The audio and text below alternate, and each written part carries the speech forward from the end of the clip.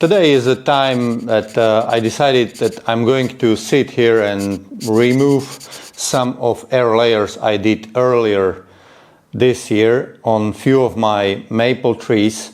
This is actually Katsura, one of the best cultivars in my opinion for propagation, very suitable for bonsai, very small, very nice foliage, fantastic change of colors during the years. We may talk a little bit about this later. I decided that some of those layers, not all most probably, have enough roots. I'm going to remove them from the mother plant. I have prepared the plastic bottoms from old plastic pots from recycling facility.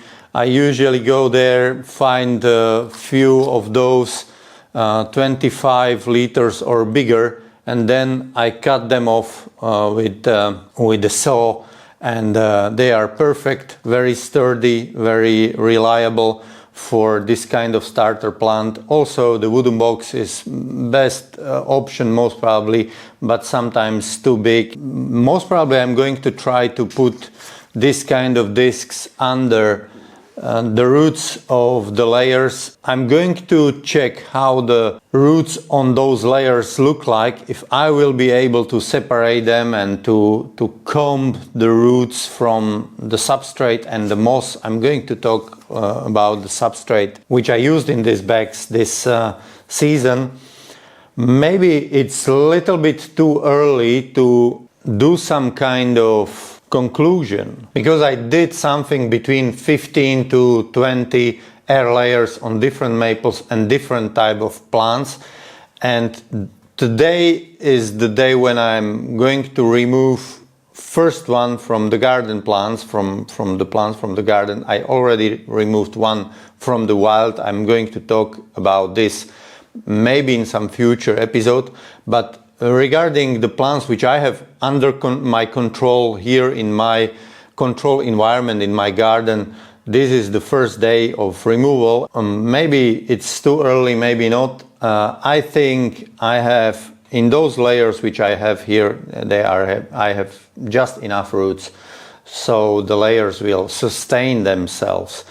I'm going to remove the first one. While I'll be working on the roots and planting into the box, I will tell you first batch of my experience from 2025 from my air layering attempts, because I used several different modifications of the rooting substrate and the design of rooting ball itself.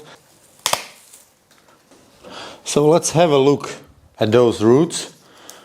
I have a tag here which says I did this layer May 27th, so it's 2 months, 8 weeks since I did this layer with a big pumice. On the bottom of the pot I use mesh from Builders Merchants, which is used for thermal isolation everywhere, so it's the cheapest mesh solution, but very reliable, from glass fiber. I will add a little bit of Osmocote, which I use all the time. Some people are not doing it for freshly repotted plants or so on and so on. I'm using it all the time. I never had any problem with adding fertilizer into the mix. Let's look at this. I knew that there are roots, as you can see on the camera. The roots are really well visible through the plastic. This is the first point I wanted to talk about, that on some of my layers this year I used only transparent plastic. I thought to myself, it's useless second step using another wrap with the black plastic which will prohibit the sun reaching the roots, but as you can see, 8 weeks like this, no problem, the roots are okay. So this solution compared to those which are in black plastic, I will show you them in next few weeks, I see no difference. Where I see the difference, I will tell you when I will open this layer. So let me open it. It's one wire at the bottom, at the top, or a little bit of plastic and a little bit of plastic tape here. So let's see how it looks inside. It will be better visible what kind of substrate combination I used for this one. I used different types of compositions, but this most probably looks like mixture of moss and zeolite. Or pure zeolite. So it's not ideal because roots are only one-sided. You see, nothing here, maybe a little bit of callus. I'm not afraid about it because I think this is just enough roots to sustain the plant. Maybe in case I'm in a panic mode, I can remove the top and leave only the bottom. It will make the plant much more stable. It will be less prone to be broken down by the strong wind. Maybe it will make sense. Maybe I'm going to do that. I'm going to shorten it. And also from design perspective, the top is not necessary. Of course, this is the air layer from last year air layer. So in case I leave it like this, the tree will strengthen, and next year I can make another air layer here and keep bottom of the plant. It also makes sense. Maybe I will go and play it safe. As you can see here, I removed about 2 centimeters of bark, cut it away and use, most probably, I don't have it here on tag, most probably I used gel hormone stimulator, applied here at the junction, which most probably is the best solution. Also, it gives you better future design options in case you want to go for multi-trunk or something like this. Also, this year I have seen somewhere sealing the bottom of the plant to prevent necrosis to going into the plant. Maybe it's clever. I can understand the logic behind that. I don't have this kind of sealant which will be resistant to moisture, which is in the substrate, so I'm not going to use it today, but maybe it makes some sense. What I can tell you about the substrate options I used in the different layers, as you can see, this is 2.5 to 5 millimeter zeolite with nothing added, and the result is questionable. It's not 100%. Of course, over the next few weeks, we have still easily 12 weeks or more of growing season, as I showed you last year in a couple of air layering videos, that in case the tree is the air layer is potted into this kind of pot, it will very easily reach the edge of the pot in next 2 weeks, so the roots will grow very fast. The question is if they will grow also from these points where this side has no roots. I don't know, we will see. So I'm going to plant it like this. I'm not going to do anything to the roots. Fix it temporarily so it's holding.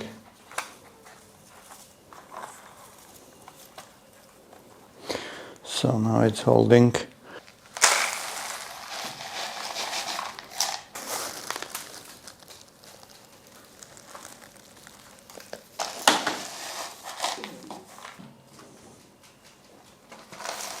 So why I used zeolite and in some other layers I used pumice, because I'm going to try it how it will work without adding any kind of moss. Unfortunately, based on what I see through the plastic bags on my layers, this decision wasn't really clever, because it seems that those layers which are only with pumice and only with zeolite are not doing so well compared to others. It's too early to make some kind of conclusion, but it looks like this is the case. I'm going to remove way more layers in next few weeks, and I will tell you how the different compositions of rooting media affected the rooting of layers. But as I see now, it's not ideal with pure zeolite. Of course, we can discuss if, in case I'm going to let the layer like this for another few weeks, how it will look like. It's valid question, but my understanding is that it's, in my opinion, a little bit better if tree is separated in rather good weather conditions, when it's still warm, when it's still plenty of time for new roots to create.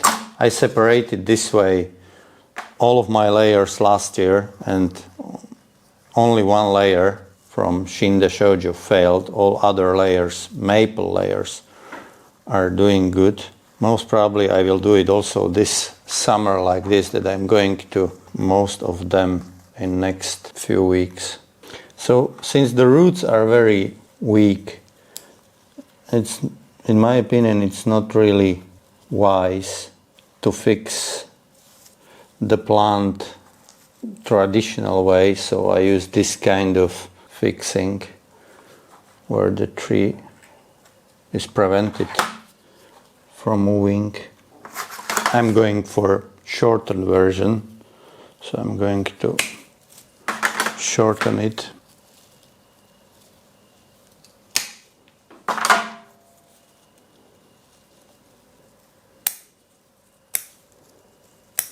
So now it's done. So first layer is done. Roots were not perfect. Let's see how the second layer will look like. Of course, now this layer will go out into complete shade. It will be truthfully watered. The fertilizer is there, and hopefully in next few weeks we will see the roots occupying big parts of a pot. Hopefully everything will go fine. Let's see if I will have more luck this time.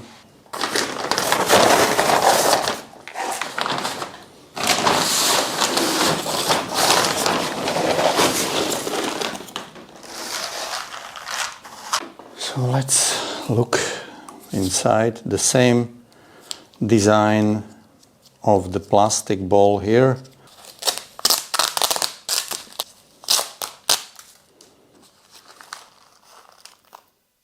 Okay, this seems to be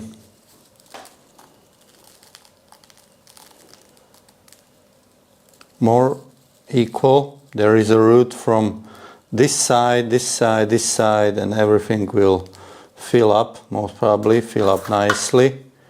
So I'm going to shorten this one. Maybe I can answer the question why I'm trying to remove a little bit earlier those layers, and the answer is that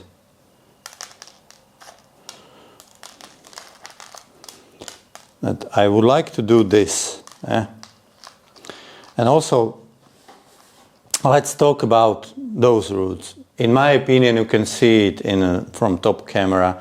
I believe that it's better to spread those roots into some kind of more optimal positions. The longer you leave those roots in the ball with the moss or with your substrate, they are stronger and stiffer, which is good on one hand, but it's very complicated then to comb them out and to spread them into this kind of horizontal position.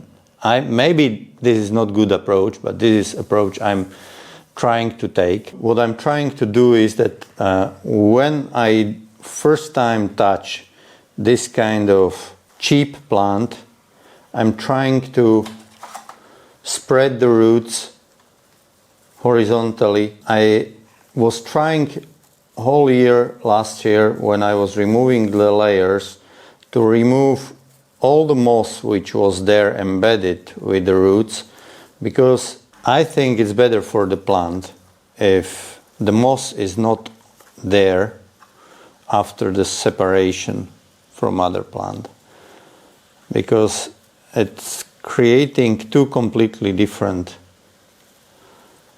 environment conditions for the plant. One created by moss, and second one created by substrate which is surrounded.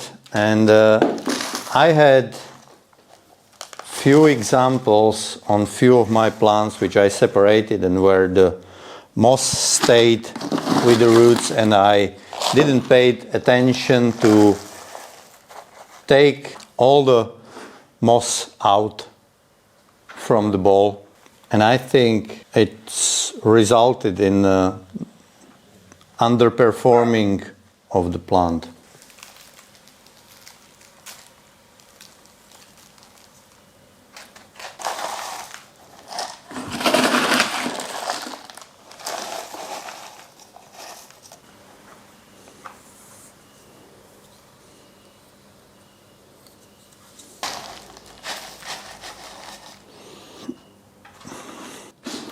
So this one is done. A little bit better roots than previous one. Not ideal, but a little bit better. Again, it will go out into complete shade, properly watered, stay out from the sun. You see what this dog is doing? This is Shin de Shoujo, my mother plant, from which I took 3 air layers last year. 2 of them are successful out on the shelf. 1 failed.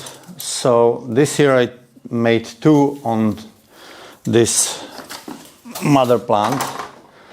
I was also thinking about air layering it here, but I just repotted into this wooden box. So let's look how this look like.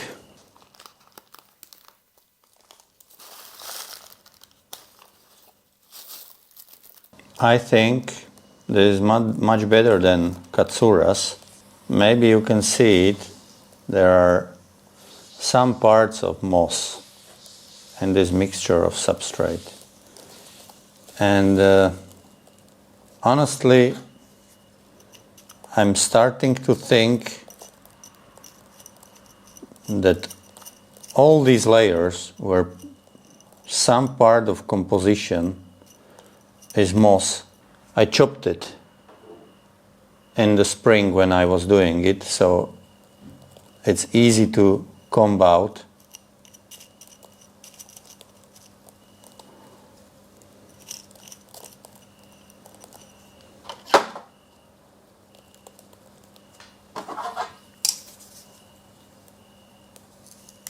But anyways, it's already in this kind of situation when you see that the root grew down and turned up in search of water, and now you see I broken the tip. It's very, very fragile. So last year, maybe you remember, I did the video where I was unpacking few of my layers, where I used small disc inside, which allowed the roots to grow only in horizontal level for initial 2 centimeters or something like that. I wasn't doing it this spring, and the result is, and obviously the balls are much smaller if you are not going to put the disc there. So that's it. And they are very, very fragile. I'm not going to play with them. I'm not going to play with them.